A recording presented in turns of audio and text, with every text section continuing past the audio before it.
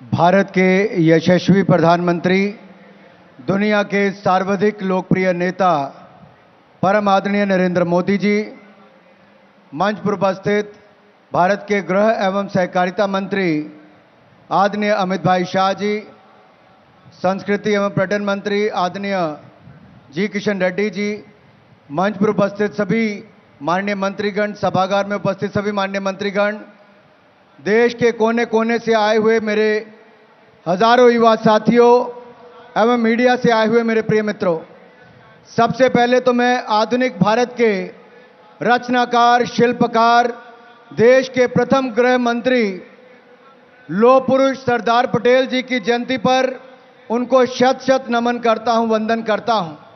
और 6 लाख गांव से, करोड़ों घरों से मिट्टी इकट्ठी कर कर आए मेरे युवा साथियों की ओर से देश के प्रधानमंत्री नरेंद्र मोदी जी का स्वागत, अभिनंदन मैं आप सबकी ओर से करता हूं।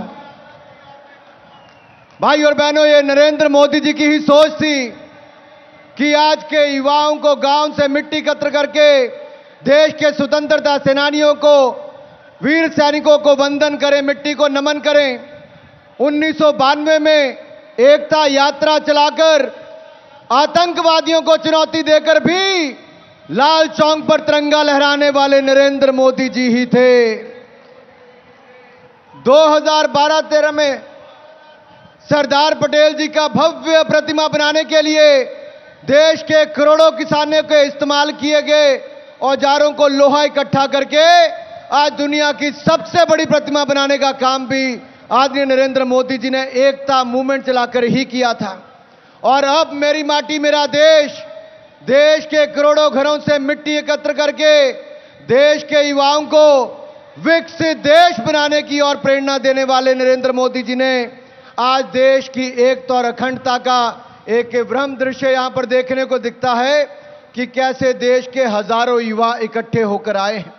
माननीय प्रधानमंत्री जी, जब देश के लाखों गांव में घर घर से मिट्टी एकत्र करने गए तो माता बहनों ने भावुक होकर तिलक भी किया, वंदन भी किया, यहां तक कि मिट्टी के साथ कई बार पैसे तक डालने के लिए आ जाती थी। उनकी भावना आपके प्रति और देश को मजबूत करने के प्रति आज और भी मजबूत हो जाती है जब देश के करोड़ों घरों से आई मिट्टी को आपने नमन करके तिलक किया। ये देश के घर घर तक एक बड़ा संदेश आपने दे दिया है। मेरे भाई और बहनों, यही नहीं, मैं ये कह सकता हूं इस कार्यक्रम का प्रतिफल इतना विराट और विशाल होगा कि युगों युगों तक हमारे आने वाली पीढ़ियों को देश प्रेम की प्रेरणा ये देते रहेंगे। मेरे युवा साथियों, आपकी बाई और नया संसद भवन है, आपके पीछे वॉर मेमोरियल है, उसके आगे जो इंडिया गेट पर कभी किंग जॉर्ज पंचम की प्रतिमा थी उसको हटाकर नेताजी सुभाष चंद्र बोस की प्रतिमा लगाना और राजपथ को बदलकर कर्तव्य पथ बनाना, यह प्रधानमंत्री मोदी जी की ही सोच है। भारत मंडपम से लेकर यशो भूमि बनाना, ये नए भारत की बुलंद तस्वीर, ये नरेंद्र मोदी जी की सोच है। भारत कभी मदद मांगने वाला था, आज मददगार बना है। ऑपरेशन गंगा से लेकर G20 की सफल आयोजन से लेकर चंद्रयान मिशन की सफलता, ये बढ़ते भारत के कदम है मेरे भाई और बहनों। और मैं यही कहूंगा, उनका नारा है जात पात धर्म विशेष, तो मोदी जी कहते हैं मेरी माटी मेरा देश। और मेरे भाई और बहनों, एक विश्वास मैं आपसे मोदी जी को दिलाना चाहता हूं कि हम कर्तव्य पालन करेंगे और भारत को विकसित देश बनाएंगे। इस अमृत काल से स्वर्णिम काल की यात्रा तक क्या आप विकसित देश बनाने के लिए तैयार हो? अगर तैयार हो तो मेरे साथ विश्वास दिलाइए मोदी जी को।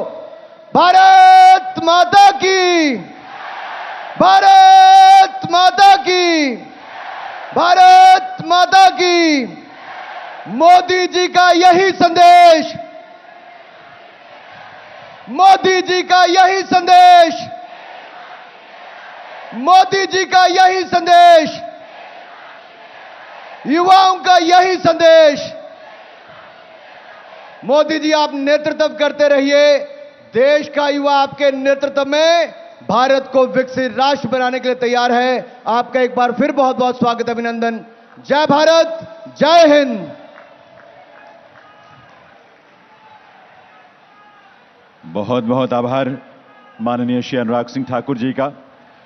देवी सज्जनों, आप सभी जानते हैं आजादी का अमृत महोत्सव के आयोजन के लिए माननीय प्रधानमंत्री श्री नरेंद्र मोदी जी की अध्यक्षता में एक राष्ट्रीय समिति का गठन किया गया था।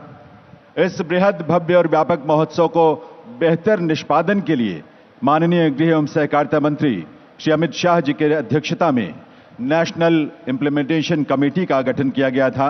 आज के इस अवसर पर माननीय केंद्रीय गृह और सहकारिता मंत्री महोदय की गरिमामयी उपस्थिति है। मैं निवेदन करूंगा माननीय श्री अमित शाह जी से कि वे इस अवसर पर अपने संबोधन के लिए पधारें। माननीय केंद्रीय गृह एवं सहकारिता मंत्री श्री अमित शाह जी। माटी अर्पित करेंगे देश की और नमन करेंगे भारत कलश को, भारत की माटी को।